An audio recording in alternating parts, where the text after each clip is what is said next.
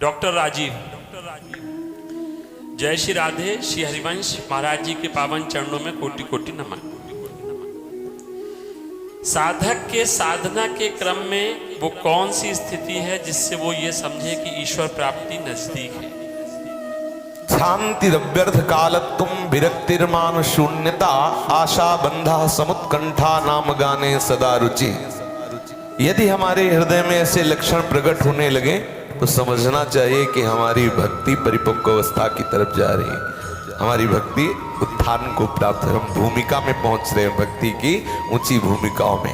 शांतिरव्यर्थ कालत्वं विरक्तिर्मान शून्यता आशा बंधा समुत्कंठा नाम गाने सदा रुचि आसक्तिस्तद गुणाख्याने प्रीतिस्तव वसति स्थले। अगर हमारे हृदय में शांति का प्रादुर्भाव होने लगे, शांति और शांति, शांति में और शांति में अंतर है। शांति का तात्पर्य होता है किसी ने हमें गाली दिया, हमें अपमान किया और हमारे सामने प्रतिकूल व्यवहार किया, लेकिन हम कुछ नहीं बोले, पर मन में आया किसने प्रतिकूलता का व्यवहार किया, बोले कुछ नहीं, सह गए, उसे कहते शांति। लेकिन शांति उसे कहते हैं कि जिसने तुम्हारा अमंगल किया है तुम उसका हट करके मंगल करो, ये भक्ति का लक्षण है। करत जे अनसहन निंदक तिन्हों पे अनुग्रह कियो। वो हमारा अपमान कर रहा है, गाली दे रहा है, लेकिन अवसर मिलने पर हम प्राणपण से उसका मंगल करेंगे कि इस लोक में परलोक में कहीं भी उसका मंगल नहीं होने देंगे। ऐसी दृढ़ भावना होना, ये समझो आप भक्त की भूमिका। शांति अव्यर्थ कालत्व, एक क्षण भी भगवत चिंतन से अलग न जाए। भगवत चिंतन छूटा कि सबसे बड़ी हमारे सामने विपत्ति आ गई। का हनुमंत विपत्ति प्रभु सोई जब तो सुमिरन भजन न होई। एक क्षण भी कबहू काल वृथा नहीं जाए, संतत सकल सुनो चितलाय श्री हरिवंश प्रताप जस। अव्यर्थ काल तुम रूपी सद्गुण का प्रादुर्भाव होने लगता है। तद स्मरणे परम व्याकुलते, जरा सा विस्मरण का व्याकुलता हो गई, मेरे प्रभु की याद कैसे भूल गए मैं। त्रिभुवन की राज्य लक्ष्मी देने पर भी जो आधे पल के लिए अपने प्रीतम का चिंतन न छोड़े वो सच्चा महाभागवत है। तो हमारे हृदय में ये सद्गुण जब प्रकट होने लगे, अव्यर्थ कालत्वम, एक क्षण भी प्रभु की विमुखता में ना जाए। फिर अगला है विरक्ति, कुछ अच्छा न लगे, किसी भी शब्द स्पर्श रूप रस गंध में हमें सुख बुद्धि न रह जाए। त्याग और वैराग्य में अंतर होता है। हम शास्त्र विरुद्ध भोग है इसलिए उसका त्याग करते हैं, लेकिन अंदर से भोगने की रुचि है उसे त्याग कहते हैं। लेकिन वस्तु समीप होने पर भी भोगने की रुचि न रह जाना, इसे वैराग्य कहते हैं। और ये भोगने योग्य वस्तु है ऐसा बोध ही ना होना, उसे उपरति कहते हैं। जो भक्ति के मार्ग में चलने वाला उपासक है उसकी उन्नति होती है कि उसे वैराग्य वर्धन होने लगता है। शांति अव्यर्थ कालत्वम और विरक्ति, वैराग्य बढ़ने लगता है और उसकी स्थिति में मान शून्यता का प्रवेश हो जाता है। कोई उसे प्रणाम करे, सम्मान दे तो उसे अच्छा नहीं लगता। अगर अच्छा लगता है तो भी विपरीत मार्ग का प्रतीक है। सम्मानम कल्याति घोरगर्णम नीचापमानम सुधा श्री राधा मुरलीधरो भज सके वृंदावनो मात्याज। श्रीपाद प्रबोधानंद सरस्वती जी महाराज कह रहे हैं, हे सके वृंदावन को मत छोड़ना, सम्मान को घोर विष के समान समझना और नीच पुरुषों द्वारा की हुई अपमान को अमृत के समान समझना और ब्रजवासियों की टूक मान करके राधा माधव का सदैव चिंतन करना। वृंदावन को एक क्षण के लिए मत छोड़ना। अगर हमारे हृदय में मान प्राप्ति की लालसा है तो अभी अज्ञान है। अगर भक्त है तो सर्वत्र भगवान है तो अपने आराध्य देव से मान चाहता है क्या? अगर ज्ञानी है तो दूसरा कोई है नहीं तो मान किससे चाहता है? क्योंकि सर्वम खलमिदम ब्रह्म और ब्रह्म अहम ब्रह्मास्मि, वो हमारा स्वरूप है। तो दूसरे से दूसरा है नहीं तो मान किससे? अगर भक्त है तो सर्वत्र अपने आराध्य देव की भावना से मगन होना है तो मान कैसे चाहता है? अगर मान चाहता है तो अज्ञानी है, ना वो भक्त है ना ज्ञानी है। तो मान शून्यता, उस उपासक के हृदय में मान शून्यता की वृत्ति बढ़ने लगती है। शांतिर्व्यर्थ कालत्वम विरक्तिर मान शून्यता आशा बंधा, उसके हृदय में दृढ़ आशा हो जाती है इसी जन्म में मुझे भगवान मिले, इसी जन्म में मुझे प्रिया जी का दासत्व। आशास्य दास्यम वृषभानुजायास तीरे समध्यास्य च भानुजाया कदानु वृंदावन कुंज भी थी स्वहम राधे हृदय भवेयम।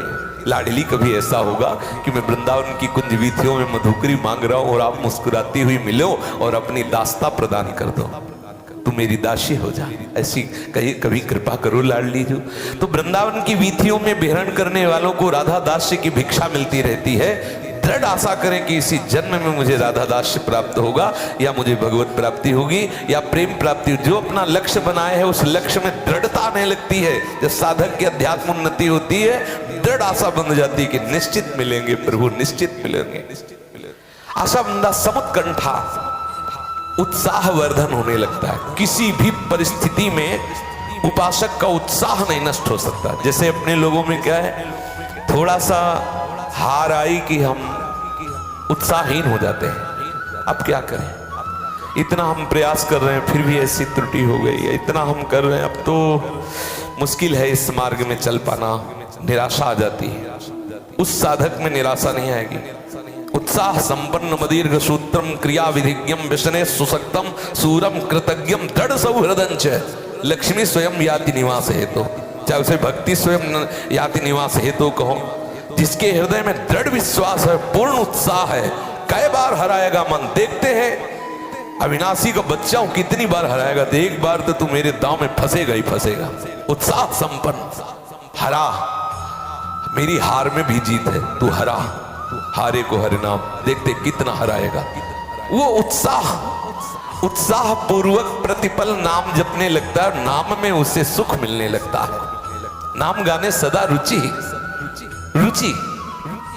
जैसे कंजूस पुरुष की धन में रुचि होती है, बार बार संभालता रहता है, गिनता रहता है कैसे बढ़े, ऐसा विचार करता रहता है। ऐसे उपासक बार बार नाम को दुलार करता रहता है, नाम को संभालता रहता है, नाम को रटता रहता है, नाम कैसे बढ़े ऐसा विचार करता रहता है। नाम गाने सदा रुचि।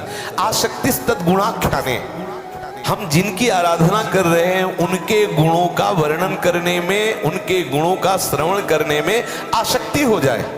आसक्ति, जी नहीं सकते हम बिना चर्चा किए, बिना चर्चा सुने, ये बात आने लगती है उस उपासक के हृदय। हम जी नहीं सकते। आसक्ति तद्गुणाख्याने।